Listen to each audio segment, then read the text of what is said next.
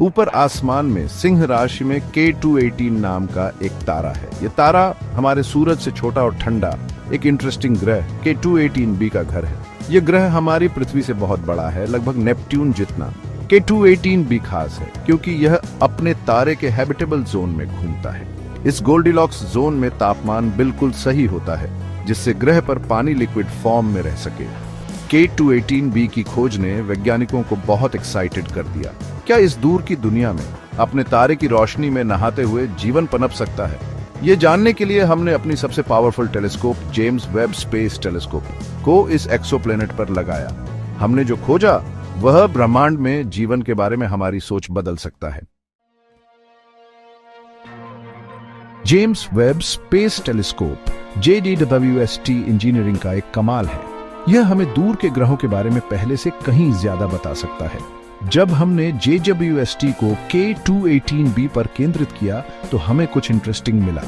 इस ग्रह के एटमॉस्फेयर में गैसों के निशान। इन गैसों में मीथेन और कार्बन डाइऑक्साइड शामिल हैं। ये वही गैसें हैं जो पृथ्वी पर पेड़ पौधों, जानवरों और जिंदा चीजों से जुड़ी हैं। मीथेन जीवित चीजों, साथ ही ज्वालामुखी जैसी प्राकृतिक प्रक्रियाओं द्वारा उत्पन्न होता है। कार्बन डाइऑक्साइड हमारे ग्रह के एटमॉस्फेयर का एक जरूरी हिस्सा है और पेड़ पौधों के लिए जरूरी है। K218b के एटमॉस्फेयर में इन गैसों का होना क्या जीवन के संकेत हैं? यह एक बड़ा सवाल है।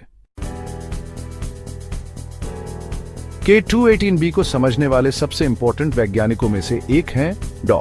निक्कू मधुसूदन। कैम्ब्रिज यूनिवर्सिटी में एक एस्ट्रोफिजिसिस्ट डॉ. मधुसूदन ने अपना पूरा करियर एक्सोप्लैनेट्स को स्टडी करने में लगा दिया है। एक्सोप्लैनेट एटमॉस्फेयर्स, उनकी इंटरनल स्ट्रक्चर्स और पृथ्वी के बाहर जीवन की खोज में उनकी एक्सपर्टाइज उन्हें इस रिसर्च को लीड करने के लिए परफेक्ट बनाती है।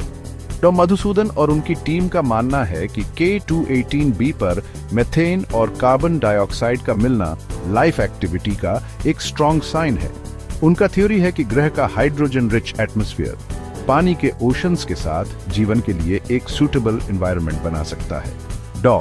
मधुसूदन केयरफुली ऑप्टिमिस्टिक है और इन स्टार्टिंग रिजल्ट्स की पुष्टि के लिए आगे रिसर्च की जरूरत पर जोर देते हैं। K218b पर पॉसिबल बायोसिग्नेचर्स की खोज ने वैज्ञानिकों और पब्लिक की कल्पनाओं को एक्साइट कर दिया है। इस इंटरेस्टिंग एक्सोप्लैनेट को समझने की जर्नी अभी खत्म नहीं हुई है। आगे ऑब्जर्वेशंस JWST के साथ साथ यूरोपियन स्पेस एजेंसी के एरियल टेलीस्कोप जैसे मिशंस के साथ K218b के एटमॉस्फेयर के बारे में और डिटेल्स देंगे।